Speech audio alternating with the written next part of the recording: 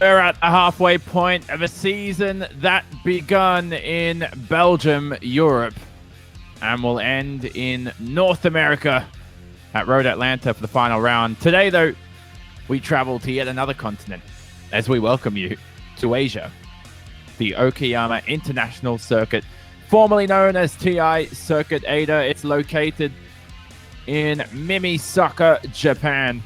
Today it hosts the 6th round of the Aussie Mixed and Fixed GT Development Series for Season 8. Your commentary team today is myself, Jonathan Simon, alongside Scott Newton, who is also behind the scenes in production. And Scott, just looking at the track details up on screen, it's a 3.5 kilometer circuit, 2.3 miles depending on your units of choice. There are 11 turns out there for the drivers, and on the track map, it's a very tight and twisty circuit, but I don't see too many overtaking spots out there apart from turn number 1 at the bottom left and the end of that long back straight all the way down into the downhill braking zone. Yeah, welcome everyone. Cheers, Donny. Certainly, as you say, Okayama's one of those tight and technical circuits.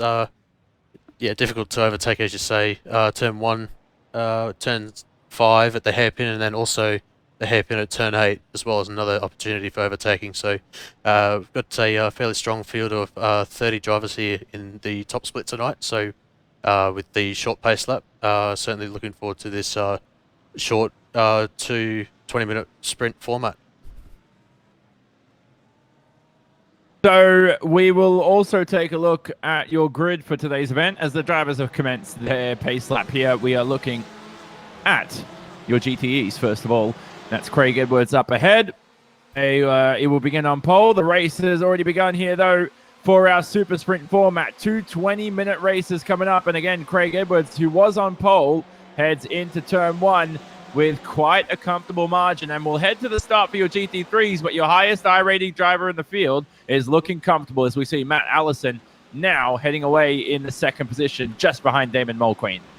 Yeah, absolutely. Looking as though that has been a fairly clean start for everyone throughout the field, so it's good to see. A couple of positions changed, as we see Bradley Sanders in the 11th position in GT3 at the moment, making their way through.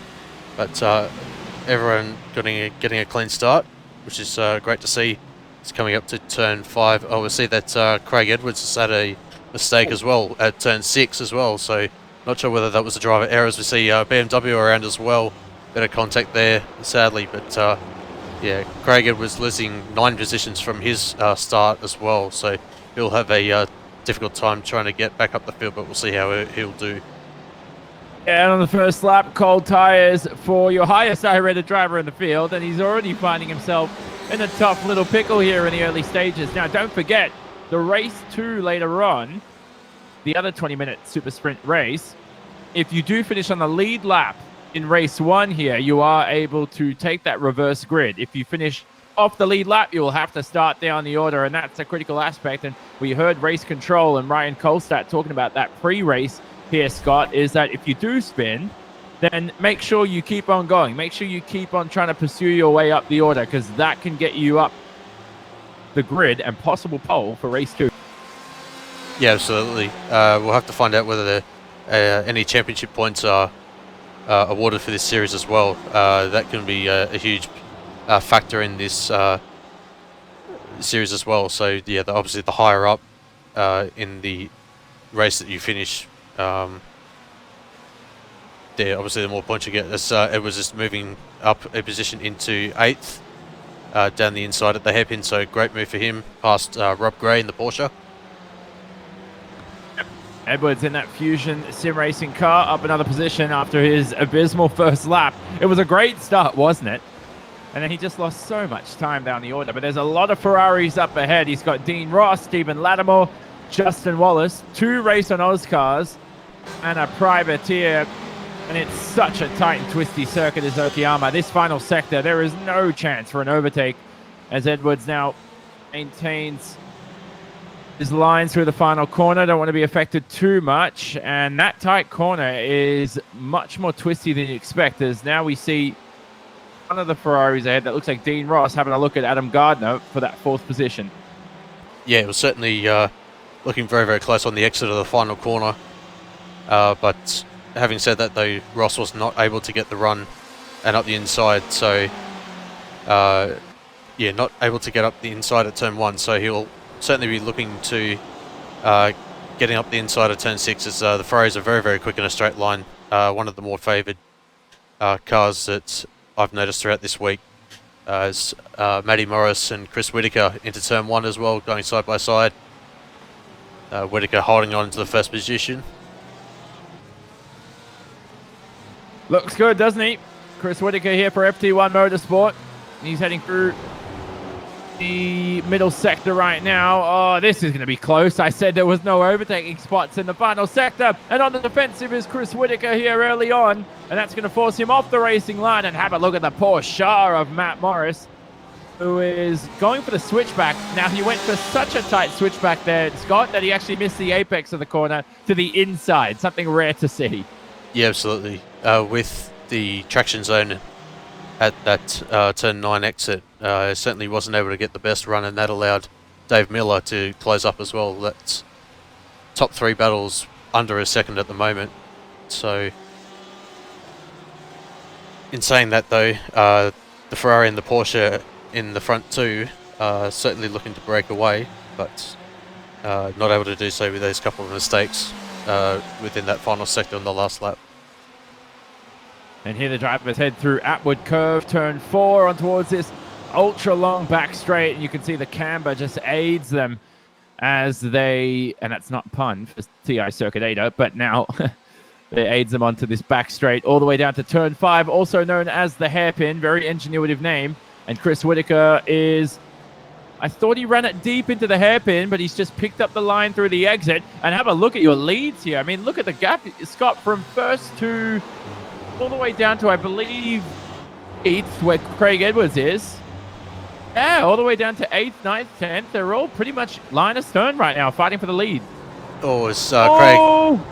Yeah, Craig running a little bit deep and, yeah, just turning himself around there.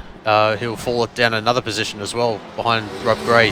He'll try and go around the outside at the second to last corner, and he'll get the overlap, but Rob Gray's trying to force the issue, going too wide around the final corner. I reckon that Edwards will have the run. He had the traction on the exit there. So it's been a fairly eventful race for Edwards so far. We've only just coming up to the 6th minute of the race. Yeah, not the best of starts for Craig Edwards. He'll be looking forward to the reverse grid later on, but you know, luckily for him, there's still 14 minutes remaining in race 1. Let's look at the lead for your GT3s, because Matt Allison is up ahead of Damon Mulqueen, and that race on Oscar has looked good all year. And every time we began to broadcast this series, Matt Allison just produces a spectacular display of racing for us. And here his lead advantage is now just under a second, and looks like it's creeping down a little bit. Damon Mulqueen on the attack here in that Synergy Sim Racing car. Yeah, absolutely. Matty Allison last week put a very, very strong performance last week at Daytona, given the fact that we saw that the BMW wasn't necessarily the favoured car for that track, but yeah, certainly put in a strong performance and certainly showing his potential tonight. Mulqueen last lap was 0.3 of a second slower than Allison, and Martin Casey behind was the third 0.3 slower behind Mulqueen as well. So that gap certainly opening up for the top 3 in GT3. Certainly is. You can see the gap now. Well, like Scott just said, it's now 1.3 seconds. So it looks like the middle sector for Damon Mulqueen is the one that kills him the most, because this final sector, he seems to be matching Matt Allison. The first sector seems to almost be reeling him in, but that middle sector is where he's going to have to fight the gap a little bit better. 1.28 as they cross the line. You can see at the top left-hand side of the screen, and look at that lap time for Matt Allison. A 1 minute 27.1 in the BMW. And you're a driver, Scott, who's got a lot of experience in the BMW. You can see 3 of them in the podium positions for the moment. And I have to say, as a driver, I've only tested GT3s, only the Mercedes, only the BMW. Both ultra fun cars to drive. Yeah, certainly with the BMW, it's certainly got a higher downforce characteristic, which is the most beneficial around a circuit like this, with the tight and twisted sections of the track. So Mercs and the Audis, I thought they would have been a little bit stronger than they are, but certainly the BMWs are fairly dominant, as we're looking at the battle for 5th all the way through 10th in GT3 at the moment. Certainly are. This is BJ Kennedy on screen for Riot Sim Racing. And who's that behind him? Is that James Gillum? So James Gillum for Red Tin Racing. Let's try and ride on board with James. See how he heads through these final couple of sectors. Oh, that's not a commentary curse. He was taken out from behind by what looked like Grant Matterford. I may have got that wrong, but James Gillum is into the wall. There's Grant Matterford on screen. And unfortunately, in the braking zone, Scott, we'll have a look at this incident in just a short moment of time, but not what you want to see into that tough braking zone of Redmond Turn 8. Yeah, I was just trying to grab the replay at the moment. Let's see if we can ride on board Grant Matterford. And he's just run in a little bit too deep and misjudged that, and sadly that's turned James Gillum around. So we'll see whether these shields will have anything to say about that. Oh, that 379 car of Grant Matterford, race control will be certainly penalties for him. And unfortunately for Grant, he'll be looking forward to next race, because this one could take a turn for the worst. But short-term memory for sure. And he's had some other great results this season that we mustn't forget. But look at that gap now up ahead. BJ Kennedy behind Scott Gamble in the SG1 racing car. Is now Bradley Sanders behind. We're looking at this scrap between himself and Matt Allen. And the other Red Tin racing car finds himself down another position. This is the battle for P9 and 10 in your GT3s halfway through this event. Yeah, absolutely. Sanders getting a awesome run onto the back straight there and able to capitalise on that traction that he was able to get out of that long sweeping right-hander, and has managed to gap about 7/10 of a second on Matty Allen. So certainly a strong performance from Sanders at the moment, as we cross just over the halfway point for this first race tonight. Going to quickly look back at Alex Newton as well. He's putting pressure on... Oh, sorry, he's getting under pressure from Scotty Gamble in the SG1 sim racing car. Yeah, so this is another battle in your GT3. So they've lost that lead battle between Alison Mulqueen and Casey. This is the second battle for those positions off the podium. 4, 5, 6. Alex Newton for Down Under Thunder. What a name. Name of the year, Scott, as we ride on board for the rear end of Newton. And we see a guy who, by the way, shares your last name, can I point out? Yeah, absolutely. No relation, sadly, to Alex, but yeah, certainly putting in a strong performance. Currently sitting 5th in class at the moment in his Mercedes. A brilliant shot. Let's have a listen for a little bit as he heads through Piper turn 7, Redmond turn 8, and then through Hobbs turn 9.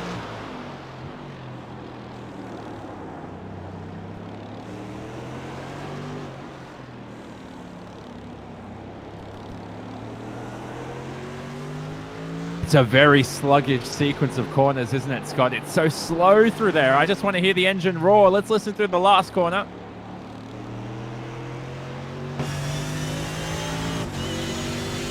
Oh, that's what I like to hear. The sound of a beautiful Mercedes, my favorite GT3.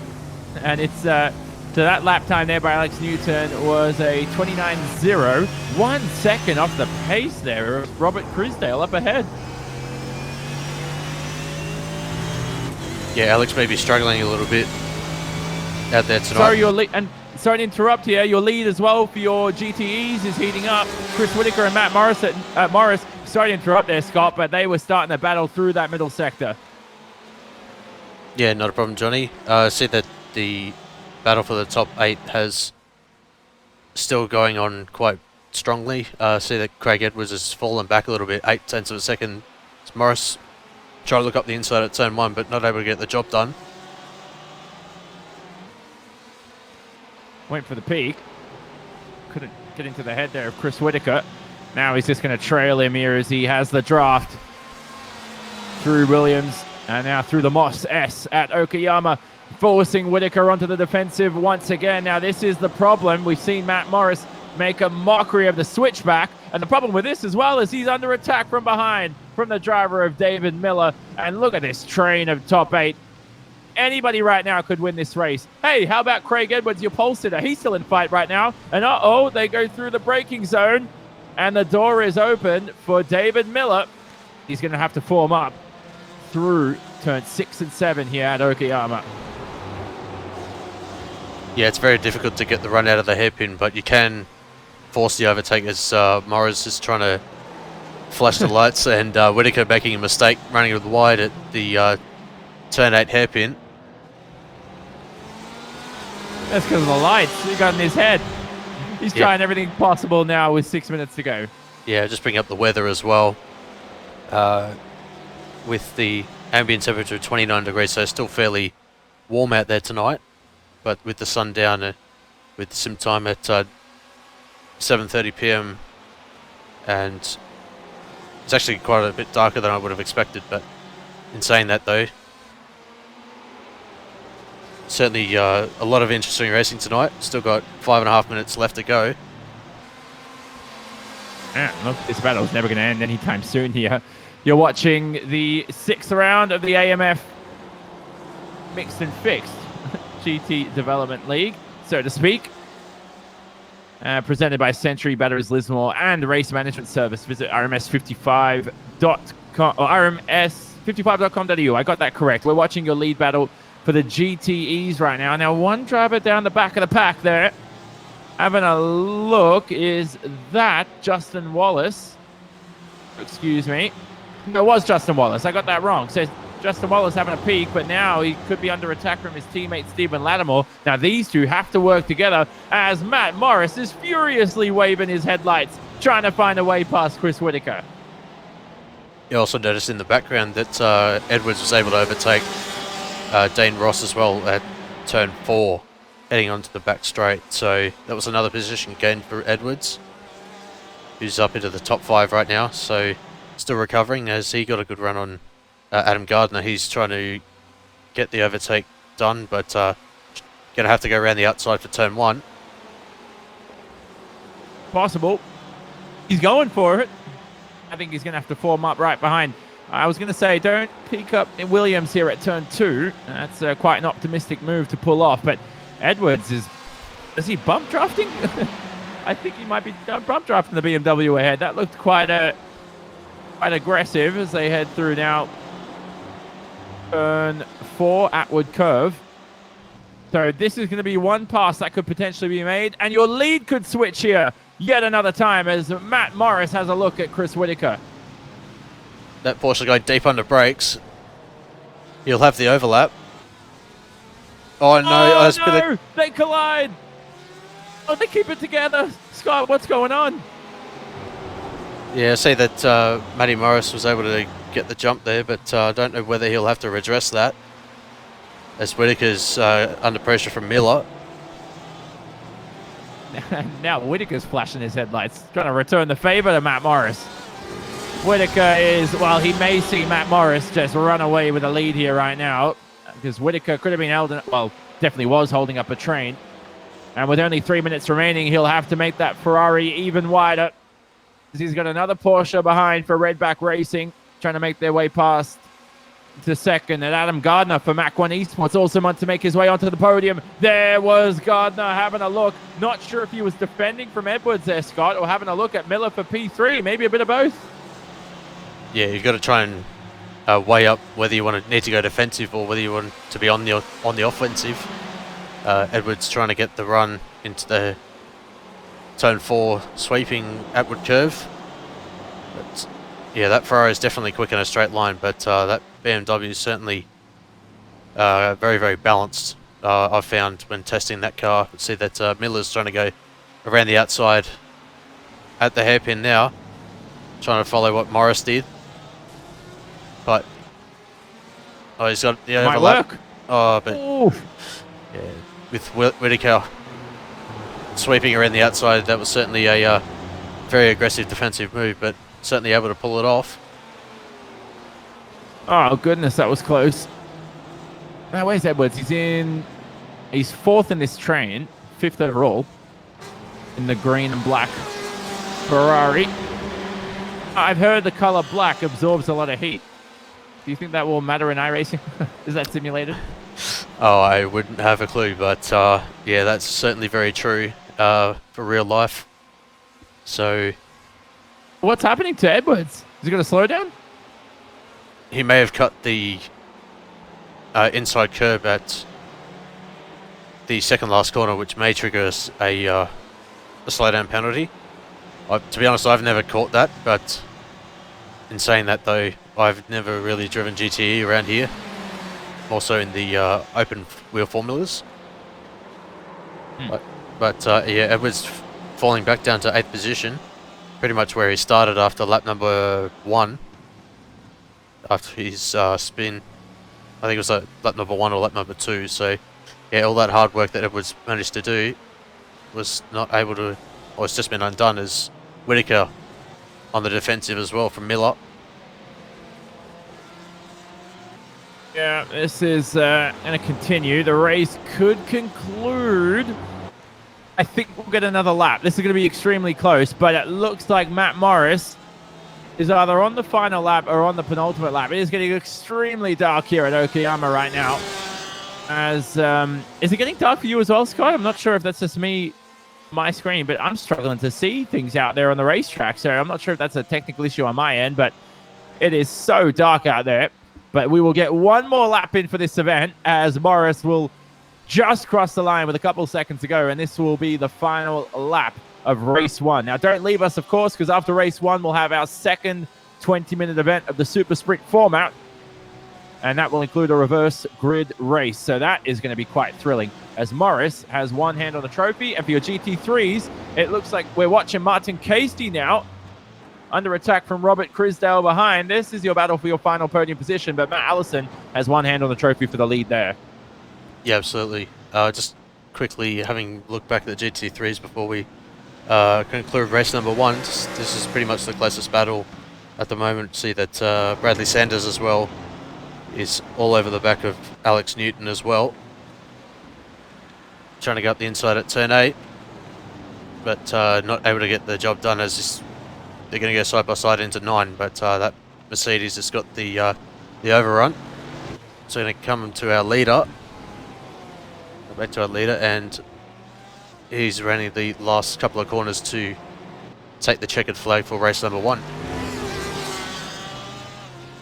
And he's just got one lap car to get out of the way. Now, I remember Indianapolis, I think, with J.I. Hildebrand, and this could end in heartbreak for Morris, but I think it's all good now, as he will receive the checkered flag and take victory for race 1. Round 6 of the Aussie Mixed and Fixed GT Development League here from Okayama. What a victory from Morris. He earned that overtake. A lot of contact, a lot of argy-bargy between himself and Chris Whitaker, but it's a win nevertheless. Now we switch over to there's Craig Edwards on screen, ends up in the top 10. Here are your leaders for the GT3s. Mulqueen in second, and Casey behind under attack. The leader up ahead, you can see just leaving our shot, is Matt Allison, and Scott Allison looks like he's got a couple more corners to go until he takes race 1 victory. Yeah, absolutely. Certainly a dominant performance from Matty Allison for race 1 Oz.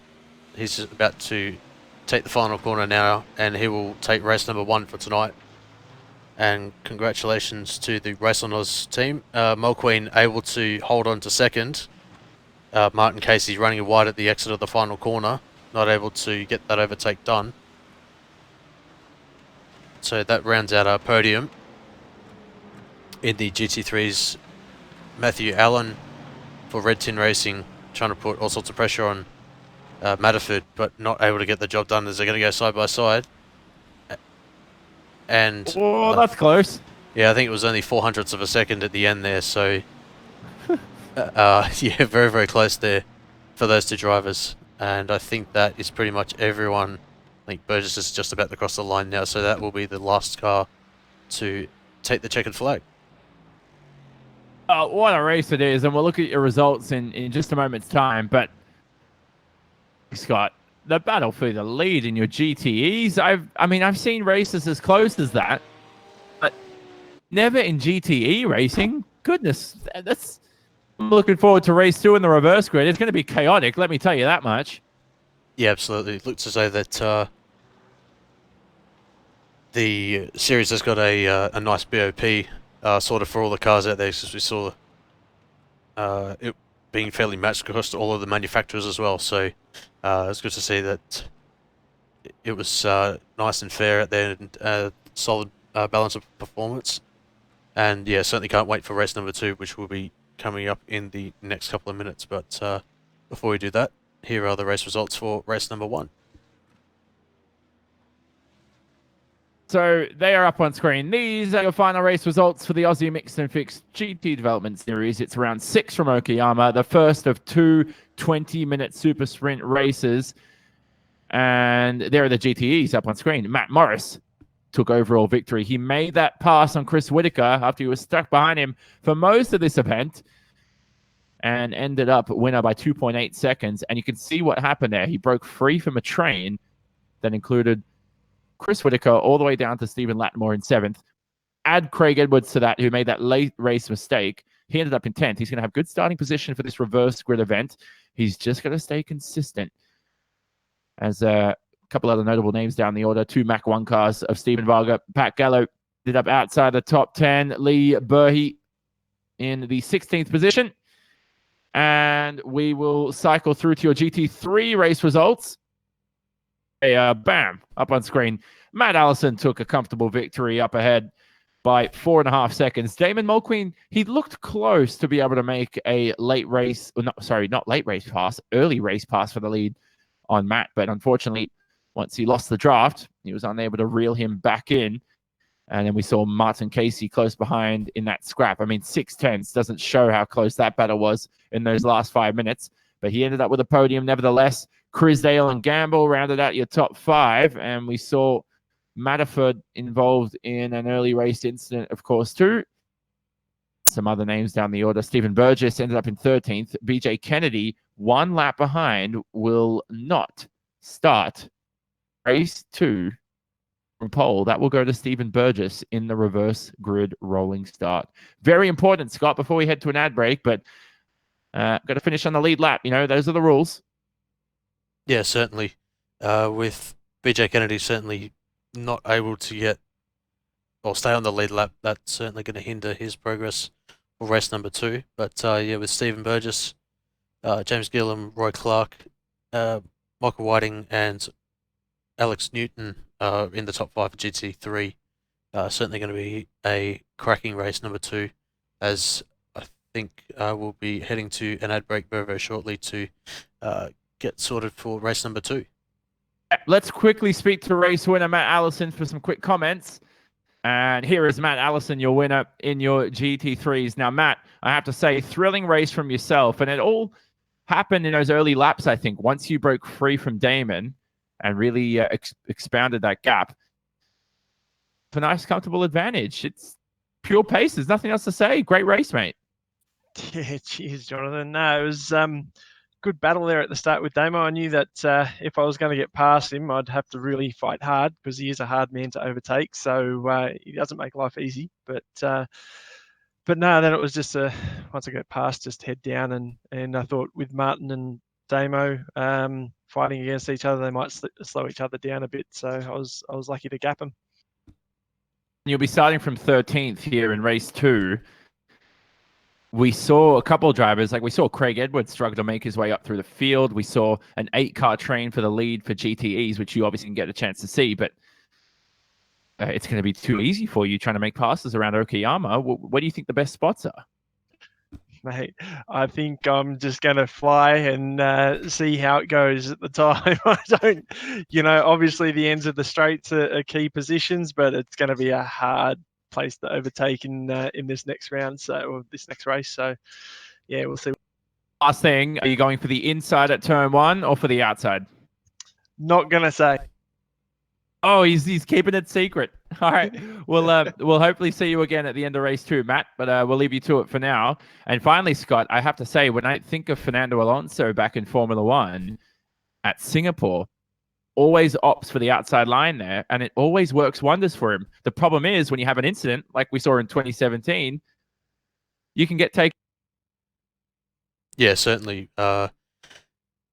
Especially if you get the overrun out of turn 1 into turn 2, that's certainly one of the overtaking places that Allison will be certainly looking to try, as well as we saw that getting the overrun out of turn 6 at the hairpin as well for the double left-hander at 7 and 8 will be proving pretty critical for those drivers trying to force their way around the outside for the overtake. But yeah, certainly looking forward to race 2, which will be coming up very, very shortly. Yeah, so don't leave us. Race 2 coming up just after this ad break. You are watching Round 6, Season 8 for the Aussie Mixed and Fixed GT Development Series. We'll see you soon.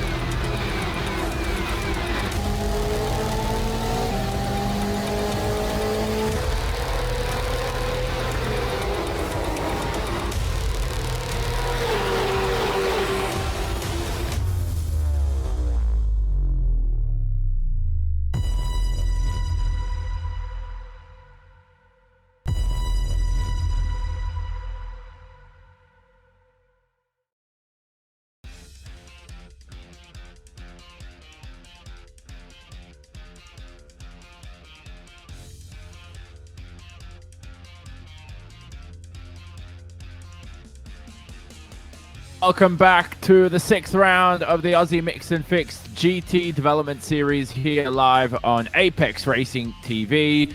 We're going to call Race 2 action, another 20-minute super sprint round around the Okayama International Circuit. That was quite a tongue twister.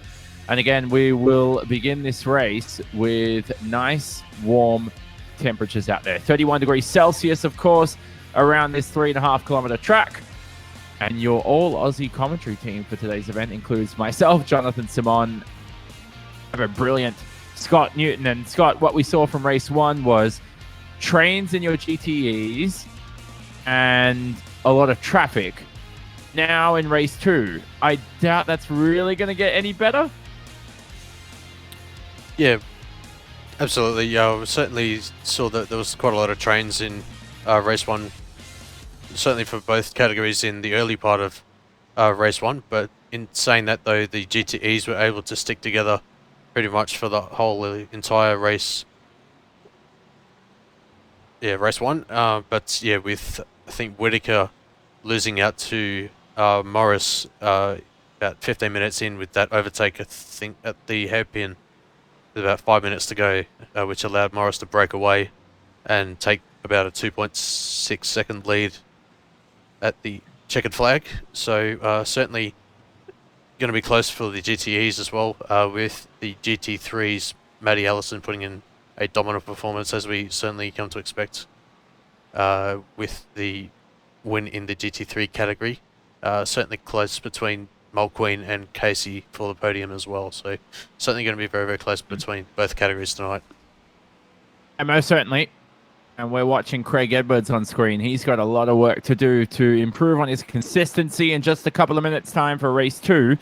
The all action today on Apex Racing TV is brought to you by Century Batteries Lismore and, of course, RMS, the race management service. Visit rms55.com.au for more information and plenty of interesting things RMS offers. It's a software package, Scott, for PC and mobile designed to enhance and simplify the iRacing experience. So people should visit the website and check out more. And as we head to the race, are we able to take a look at the grid, Scott, at the moment, or is it too early? It's a little bit too early, sadly. We've got about 40 seconds left of the warm-up session left before we're able to take a look at the grid. But in saying that, I think in the GT3 category, it was going to be, I think, Stephen Burgess on the pole, if I remember correctly, and I can't remember exactly who would have been on the pole position for the GTE category, but I think it was going to be one of the BMWs, I think, from memory. But with about 10 seconds to go, we'll be able to bring that on screen for you. Most certainly. We'll have to get through it quickly, though, because last time, Scott, we... well, that's a poorly phrased English sentence, but you get what I mean. Yeah, we didn't have much time to yeah, through the grid. Thinking it was a full pace lap. Sadly, it was gridding up on the back straight. So with the warm-up session over, we'll be able to take you through the grid for race number 2. Well, here it is right now as we're about to commence, and this is your order for your GTEs, and it is Lee Burhey who will start from pole alongside Wayne Hewitt. You can see the rest of the grid on screen. Craig Edwards from 6 in that Vusion sim racing car is the car to watch here at the start. He has the quickest pace. He's starting in a promising position. Produce some spectacular action pretty much from that third row. Cycling through to your GT3s, and the man on pole will be Stephen Burgess, and he will be alongside James Gillam on the rolling start, of course, too. And that will be your top 2 for your GT3s. Rest of the grid will be on screen, of course, too, as we now head to, there it is. Now head to, well, we see the rest of the grid first, and then we'll head to the formation lap. Now, the tense, the nerves, and the, I should say, the tension, Scott, is, I always get so nervous at this stage of a race. Yeah, absolutely. With all the cars in close quarters on a very, very tight circuit, certainly going to be very, very interesting, to say the least. Certainly the nerves will be high, but once everyone's able to settle in the groove for the race, we'll certainly see how the drivers will be able to fare for the race number 2. And we're nervous because we love sim racing. Here we go. Green for round 6 from Okayama. Yet another time. It's the second race of the super sprint format. We're watching Berhe up ahead in the lead climb to a promising advantage here. And Lee Vandenberg right now is under attack there from Pat Gallo. Look at the order shuffling now down the back of the pack. Where's Craig Edwards? He's in the 4th position, already up 2 spots. Yeah, it's a great start for Edwards, getting those 2 positions, as you say. Hewitt's trying to go up the inside of Gallo at turn 4, trying to force the issue. Gallo's having to go wide to allow Hewitt through. That's going to allow Vandenberg to get a gap of about 0.6 of a second. But Edwards trying to go 3 wide into turn 6. Your GT3s, by the way, they've begun racing action as we see the GTEs into the hairpin. Edwards got so hard on the braking zone, and right now in a nice little tuffle with Pat Gallo in that Mach 1 esports car. Gallo now demoted to the 3rd position. 1 Porsche off in the background, but keeping it together. That is the pink. I think it was... Can't quite tell who that was down the back of the order. Here's Wayne Hewitt up the inside, though, through the middle part of the lap, still alongside each other here. This is a thrilling first lap for GTEs. Yeah, absolutely. We've got Hewitt on the defensive from Gallo and McHugh as they're coming to complete lap number 1. Just going to cycle back to our GT3s at the moment. We've got Stephen Burgess currently leading a 1 second gap over Roy Clark, James Gillum in 3rd, Alex Newton in 4th, Bradley Sanders in 5th. So biggest gain for the GT3s at the moment is Damon Malqueen, up 5 positions from where he started, so he's had a very, very good start. And that's a comfortable lead right there. The only driver in the 1 minute 43s is Stephen Burgess. Now down the back of the order, here's Grant Matterford trying to make amends for his poor race 1. Now alongside Matt Allison, your winner for race 1. I thought they made contact, but it's all clean through Williams and now through the Moss S. Yet another time. This is the 2nd lap of this 20-minute event. Up the inside goes Matterford, and the door closes as Matt Allison, Scott Gamble, around the outside there, makes a position. That's a mistake from Grant Matterford. Yeah, absolutely. We see also in the 7th position, Damon Malqueen trying to put a move on Matthew Allen. Dave Clements falling down the order as well. Not sure whether that's a connection issue or whether he's had a mistake on track. Whether that BMW GTE is a long way back from his category at the moment, as he's a good 11 seconds from the back of Chris Whitaker. Exactly it. Edwards at the top left-hand side of the screen, a 24.5, but matched by Lee Vandenberg in the lead for the moment. So here we watch Craig Edwards up on screen. Now, is that a lap car up ahead? Is that a GT3 or a GTE? I'm a bit confused. So there's one car down the back of the pack right now. But let's focus on that later because Craig Edwards is looking for the lead. Yeah, that back marker is Robert Crisdale at the moment for JP Simshed. But Edwards up the inside. He's got the overlap, and I think that Vandenberg's just going to have to give up the position, and Edwards is up into the lead for GTE. Brilliant work by Craig Edwards. Hopefully that lap car doesn't get in the way. I'm not the biggest fan of lap cars for those that know me in sim racing. But I'll keep my cool. Just as long as Craig Edwards can keep his. Through Redmond and Hobbs is the right-hander, turn 9 of Hobbs. Then we head to turn 10, Mike Knight corner. That's the penultimate corner out there on the racetrack. Oh, it's tough to lap a car here. But Edwards, I don't think that's a slowdown, Scott. He bounced over the curb. He was oscillating, but he definitely didn't cut it. Yeah, it's very, very strict, that second to last corner with that off-track and slowdown penalty is Vandenberg getting up the inside of the lap car of Crisdale. So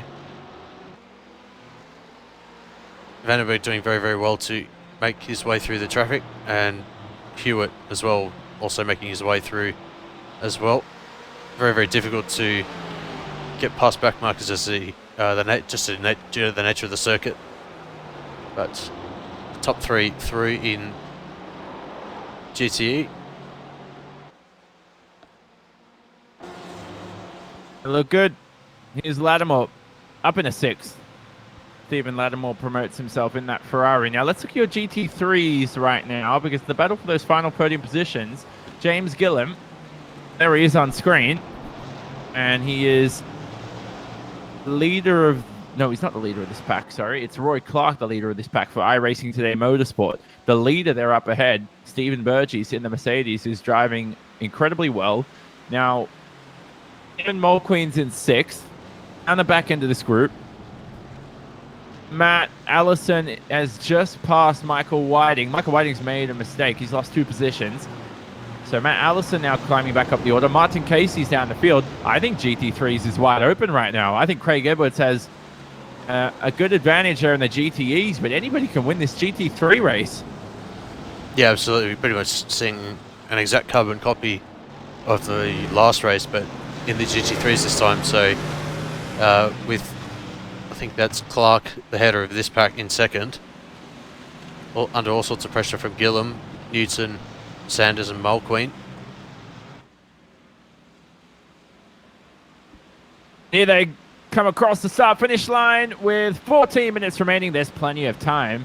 This is James Gillam for Red Tin Racing, driving in that red-tinned Mercedes there in the podium positions. Now, lots of points on offer in this Super Sprint event here for race 2, so it could make a big deal for the championship. Now, that was definitely an off-track, I have to say, as he heads through Williams turn 2. Now, this track, Scott, it's infamous because people remember it for being, at least I do, getting out of rookies in iRacing, because you drive the MX-5 around here a lot, along with Laguna Seca. I'm not sure if that's changed since I was in rookies. Still very firm on the rookie MX-5 calendar.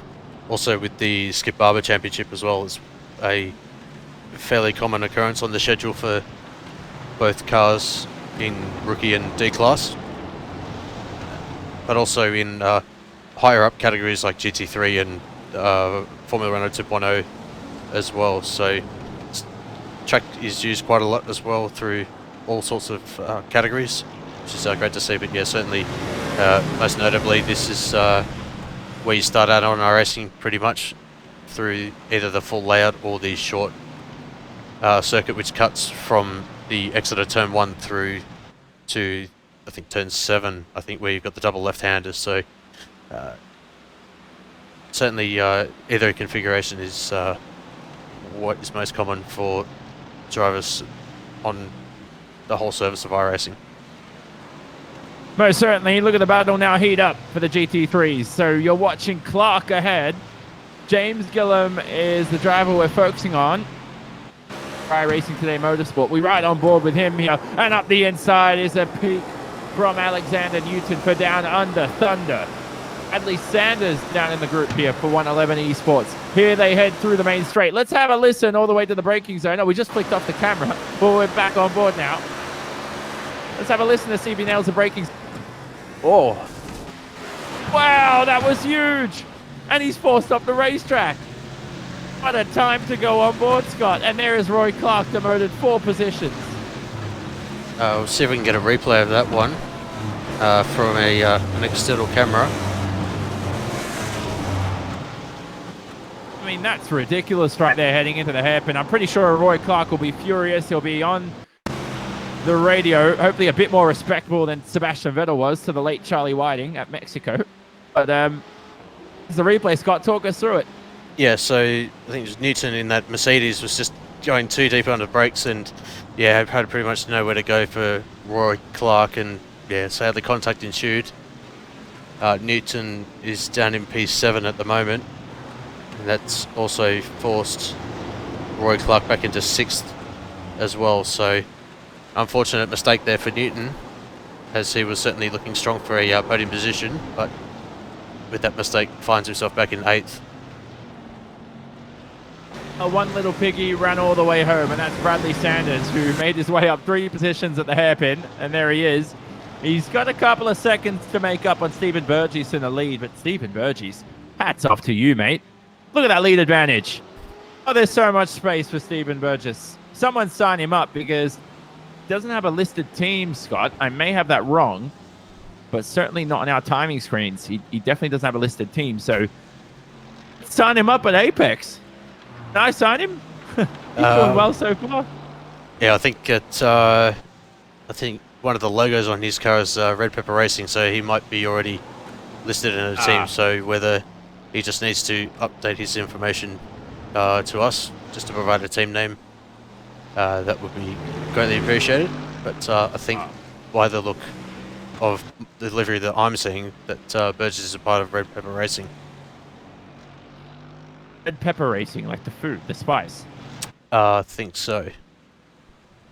What does that mean? That they're a hot racing team? Driving fast? Yeah, certainly very, very quick at the moment, as as indicated by the team name as well. It's got a 2.3 second gap over Bradley Sanders at the moment. It does, and that's a comfortable lead advantage for him. The battle for second in your GTEs. Lee Vandenberg, who started the race from pole, has maintained a good advantage here. Greg Edwards is running away with the lead, but that was a nose up the inside by Wayne Hewitt. He's racing for Angry Pepper Racing, if there is such a thing. Hot pepper, red pepper, angry pepper. Got them all. Whole spice. I'm looking for a cinnamon sugar racing now, because that's my favorite spice. Yeah, absolutely. With I think Hewitt was a quarter of a second quicker last time around. Comparing that to Vandenberg, certainly putting all sorts of pressure on the BMW at the moment. See that Ferrari's got a 4.4 second lead in the hands of Edwards. But yeah, the first Porsche, the GTE at the moment, is currently 8th position in the hands of Dave Miller. And, oh, look at it. There's so much space there on the main straight. The gap's really extruded here for your lead in the GTEs. And Lee Vandenberg, he's got a face full, a mirrors full of Wayne Hewitt. Now, these two will both finish on the podium if they keep it together. But Brady McHugh behind for Riot Sim Racing is keeping within distance. Let's ride on board with Brady McHugh as he heads towards Redmond Turn 8. Now talk about the challenges of this final sector, Scott, because it's very stop-start, it's very tight, it's very sluggish. Yeah, absolutely. You've got to get the gearing right for this section, especially coming over this second last corner. It's a bit of a lift, certainly not flat out with the heavier GTEs, but in saying that though, with the extra downforce, you're able to carry quite a lot of speed through the final sector. But yeah, a lot of stop-start in the final sector with 2 hairpins and then that fast double right-handed to complete the lap. And Williams turn 2 is a tight left-hander. It's off camber. The Moss S is pretty much not really a corner. It's full throttle, straight line it. Here's turn 4 though. This is Atwood Curve.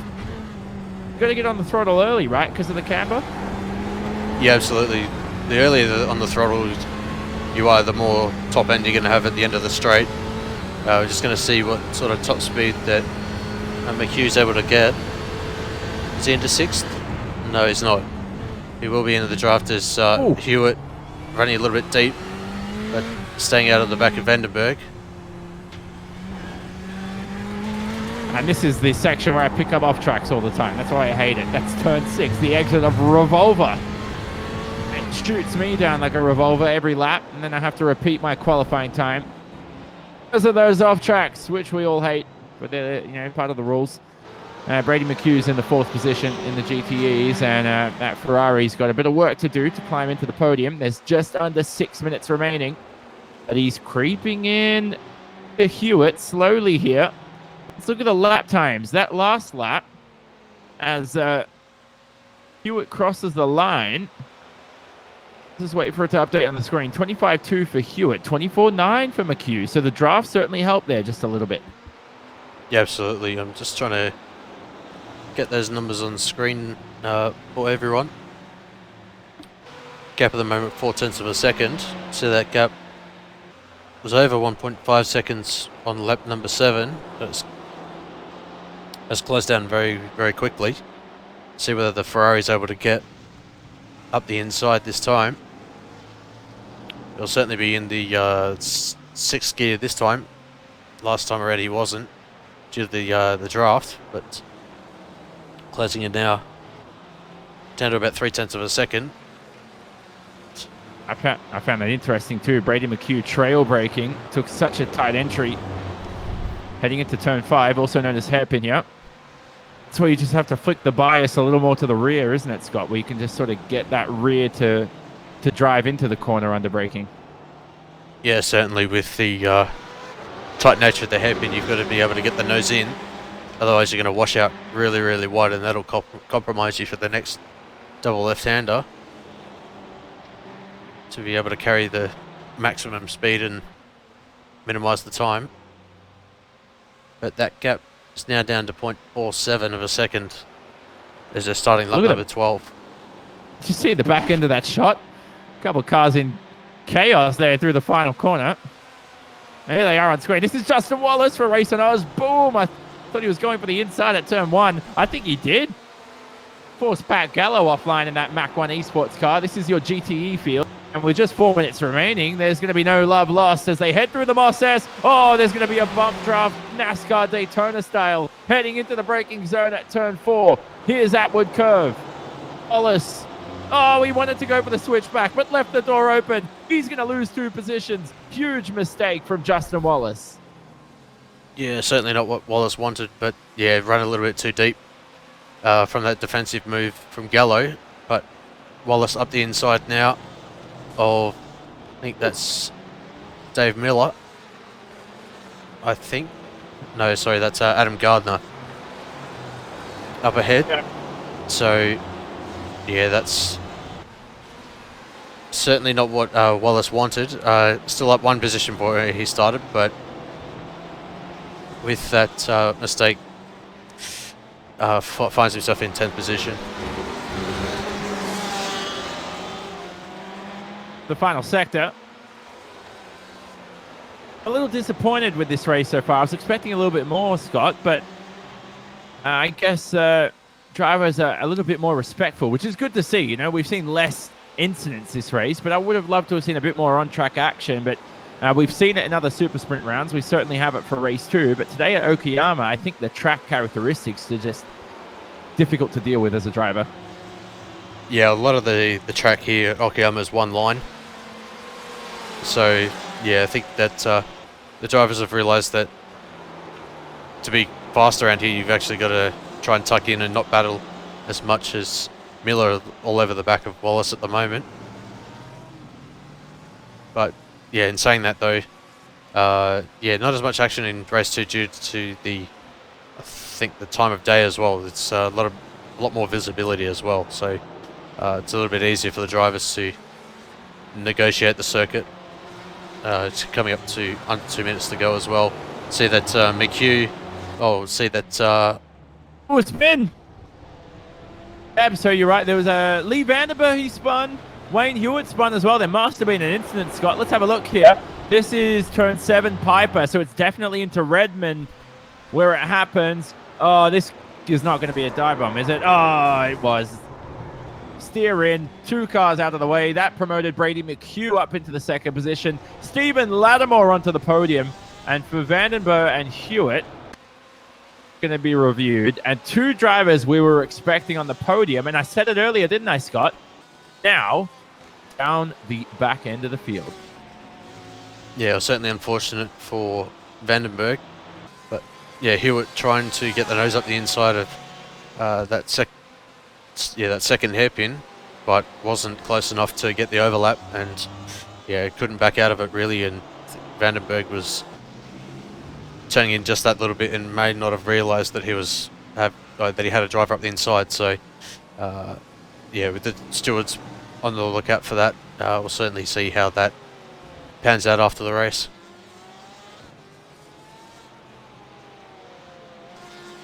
Well, with just 30 seconds remaining, it looks like this race is just about over. Where's Craig Edwards? through the final sector. Oh, this happened last race, didn't it? I should have remembered. He's going to have this is the penultimate lap. He's going to have one more lap. If I was him, I would just slow down right now and win the race. And you know what? That's I don't think it would work, Scott, because I think he'd lose the race by 1 second. Yeah, absolutely. It's currently built up a 9.2 second gap over McHugh. So Edwards, class of the field for race number 2. Here tonight at Okayama for round number 6 of the championship. Certainly been very, very consistent throughout the race, as certainly demonstrated tonight. Yeah, you're right. He's improved on his race 1 antics, which was definitely a disappointing race, and he'll admit that. Race 2 has been spectacular from Edwards. He's driven splendidly so far. I remember in another sim, I'm not going to name it, but you cross the line, if you're the leader, or anybody who crosses the line before it reaches 20 minutes, you'd basically be able to drive another lap. But if you didn't cross the line in 20 minutes, the race is over for you. And I remember the leader were in like a 5-car battle for the lead, and the leader crossed the line, and us 4 from P2 to P5 all ended up getting a checkered flag. So we all finished a lap behind. That's a quick anecdote on the final lap of the race. And that's why iRacing is beautiful, because that doesn't happen on iRacing. Here's Edwards through the final corner. He will be crowned victor for race 2 of our super sprint round here for Okayama. What a victory from Edwards. He started from the 3rd row in 6th, and he claims another good win to add to his name. The highest iRating driver in the field has proven his worth. This is Dean Ross now with a battle throughout. Oh, that's side-by-side battling through Mike Knight corner turn 10 on the final lap here. This is nice. This is a battle from P6 all the way down to P12 on the final lap. All these drivers will cross the line and end up in their respective positions, as you can see on the left-hand side of the screen. Now, where's your GT3 leader is Stephen Burgess? There he is. Has he just passed the hairpin, Scott? Yes, he has. So he's got just a 2/10 lead here over Damon Mulqueen, but Damon will be certainly going to peek up the inside at Redmond turn 8 for the win. Yeah, Burgess going up the inside to defend off Mulqueen. Mulqueen up 13 positions, so he's been certainly the top performer in GT3 tonight for race number 2. But if Burgess doesn't make a mistake, he'll certainly be taking the GT3 category win for race number 2 as he rounds the final corner. Mulqueen not able to challenge, and Burgess will take the GT3 category win for race 2. Mulqueen 2nd, Sanders in 3rd, Allison, race number 1 winner, up into 4th position, and rounding out the top 5 was Matty Allen as well. So very, very competitive GT3 field for race number 2. Look at Matt Allison's car. That's destroyed. And he's been certainly involved in some incidents. Look at Michael Whiting's car. That's also been destroyed right there, the Audi. He's the 2nd place Audi in the field today. And Michael Whiting, your privateer runner, has finished in the 9th position for your GT3s. Damon Mulqueen, a bridesmaid at the end of the day, and ended up in 2nd, along with Sanders rounding out the podium. Now, it was a very clean race here, Scott, which is great to see for the series, because this is what we're trying to get through in a GT3 development league. Yeah, absolutely. There was a little bit of contact throughout the field, but having said that, though, there was no major issues as well. So certainly less work for the stewards, as we've come to see tonight. But I think that there will be a couple of incidents that the stewards will have a look at post-race, and certainly have a word to the affected drivers. So let's take a look at your final race results for round 6 of the Aussie Mixed and Fixed GT3 Development League. There are your GTE results up on screen. Craig Edwards with, well, a dominant victory in race 2. He started from the 3rd row, and he needed that for his confidence after an abysmal race 1 effort, and he ended up winning by a dominant 10 seconds over Brady McHugh and Stephen Lattimore. Now, those two were promoted into those podium positions because Lee Vandenberge, in the 5th position, was involved in an incident in the race there, battling for the podium. So that was unfortunate. He was in that incident with Wayne Hewitt, who ended up in a did not finish. You can see down the order in P13. Let's cycle through to your GT3s. Those results are up on screen now, and look at the gap. I mean, that's too close. Stephen Burgess wins by 0.3 of a second. Now, it was close. You give Damon Mulqueen another lap, and he may have been able to take that Synergy Sim Racing car to victory lane. But unfortunately, he ends up on the podium. For Bradley Sanders, he ends up in third. Now, Damon Mulqueen, 2 second-place finishes here today. Race 1 was Matt Allison. He ended up off the podium in fourth for Race on Oz. Matt Allen ended up in fifth. Now, don't get confused between Matt Allison and Matt Allen. Two names very, very similar. It reminds me a lot, Scott, of Mark Blundell and Martin Brundle. I used to get those names mixed up all the time when I first got into F1. I might be the F1. You got Scott Gamble in sixth in the Mercedes. Drove well for SG1 Sim Racing. No race win for him this week, though. And Roy Clark, after a good start to the race for iRacing Today Motorsport, ended up in seventh. You can see the rest of the field up on screen. But your takeaways from that race too, very clean, Scott. Anything else that you felt we learnt? I think that in the GTEs it was certainly a one-sided battle once Craig Edwards was through into the first position, as noted by the 10-second gap at the end. But having said that, though, we saw a carbon copy of race 1 in the GTEs for the GT3s tonight, with the top, I think it was a 6 or 7 battle, very, very close at the end. Mulqueen having a very, very strong result, up 13 positions from where he started, from the 14th position on the grid. So very, very strong. He's certainly been very, very strong over the last 2 rounds that I've covered on the series, but certainly looking ahead to the next round of the championship as well. But I think we'll have driver interviews in between that as well. Sure. Let's speak to race winner Fredo. It's Craig Edwards here who took home victory for race 2. Craig, can we first of all congratulate you, because that race 1 performance wasn't your best effort, wasn't it? But race 2, you really proved your worth there, climbing up through the field for the race win. Yeah, that second race was a little bit of redemption for the first. Definitely not the standard that I try and bring. Just a spin on that lap 1, and being such a short race, I was trying to be a hero and get all the way back to the front, and kept screwing up. So yeah, it was nice to pick my way through nice and carefully in that second race. I knew that I was going to have pace on the guys in front if I could get free and clear, and yeah, it turned out good for me in the end. Any takeaways that you can learn from race 1? Because I mean, a lot of sim racers struggle with consistency, and not that you do struggle with consistency, but I've gone through what you have gone through in race 1, where you're just, you're the quickest out there, you're just trying to take a comfortable win, and then it's not that you choke under pressure, but something just goes wrong in motor racing. Because I know if you're playing footy, like you kick it out of bounds, you got a shot at getting the ball back a minute later. But in motor racing, you spin, your race is over, and it just goes to show how tough this sport is. Yeah, it'd be a hubris on my part to think that I could claw it all back. The track actually seemed a bit greener than the qualifying session, so my brake bias at the start of the session was very far back, and really caught me out there at the start. And the next spins that I was having were just from getting really close to the guy in front and not quite judging my braking right. 2 quick questions. Were tire pressures an issue on the first lap? Were they cold? The track was cold, so the car was a little bit slippery, but it was mainly that there was hardly any rubber down in the race session compared to how we were in qualifying. And lastly, anybody you'd like to thank for your second race victory here today? Oh yeah, big thanks to my team, Fusion Sim Racing, powered by AWS, and our sponsors, Eclipse Signage, Dripping Paint Graphics, and Carter Plastering. So that is race winner Craig Edwards, race 2 winner in your super sprint format. Thanks again, mate, and we'll hopefully see you next week, I believe. Will you be here? If I can make it. My schedule's a bit wonky nowadays, but yeah, thanks for having me, guys.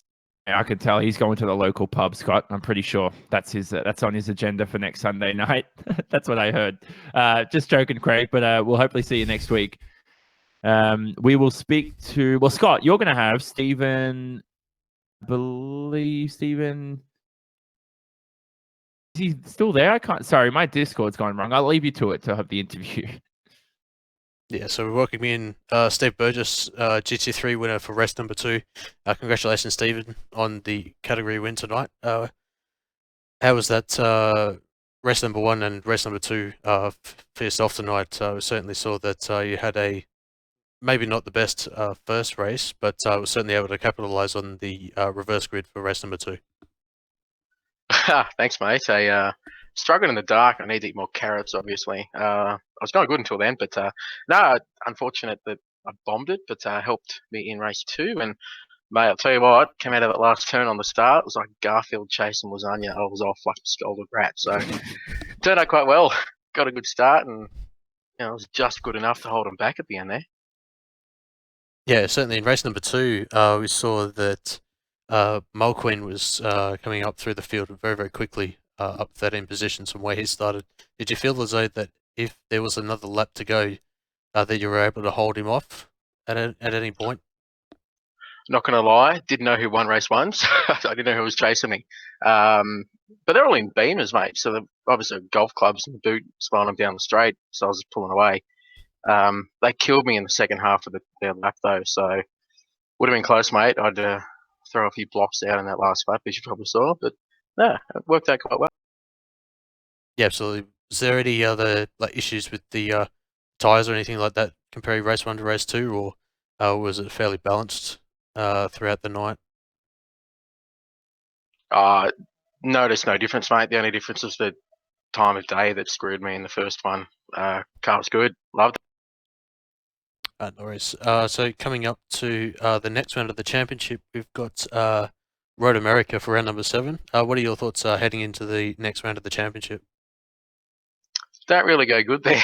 So if there's another reverse grid, it'd be beautiful. But I'll see what happens next week, mate, to be honest. No worries. So just before we let you go, is there anyone that you'd like to thank, sponsors or any supporters out there? Myself, no, just kidding. I want to shout out to old mate Old Fullerton, clean sweep in the second server in GT3. Good work, mate. The boys at Red Pepper Racing, love you boys. Select Maintenance and Riverina Tech. So yeah, thanks again, AMF, for another. No worries then. Well, we certainly hope to see you next week, Stephen, and wish you all the best, and certainly hope to see you for round number 7 of the championship. Thanks, guys. Have a good one. Thank you. Have a good one. So that was Stephen Burgess, who came home down the order in your GT3s, but has certainly had a. And Scott, before we wrap up here from your Apex Racing TV commentary booth, another good event. We head to Road America, like you said, for the next round. And again, that's a track. What would you compare it to, Spa or Bathurst? Which is a better comparison? I would say that Spa is probably the closer comparison due to the fact that there's still a lot of elevation changes at Road America, but a little bit more open than Map Panorama. So certainly going to be an interesting one next week at Road America. Having had previous experience there in GTEs and GT3s before in other categories, it's certainly going to be a challenging one for all of the drivers next week, and we'll certainly be looking forward to covering that next week. Yeah, so that next race will be on the 28th of July. That will be in a week's time, like we said, for another round of action around Road America, and it hosts round 7, the Mix and Fixed GT Development League. It will be on Apex Racing TV, streamed live on our associated platforms, of course. So don't miss all the action next Sunday night. Thanks to all your viewers, by the way, for joining us for the broadcast. Whether you're watching this archived or live, you've been brilliant as always. So give the broadcast a like and share it around. And we hope you enjoyed another weeks of racing action. For myself, Jonathan Simon, Scott Newton alongside me on production and commentary, doing a brilliant job. We say so long from Okayama. This has been another Apex Racing TV presentation. We'll see you in a week's time around Road America.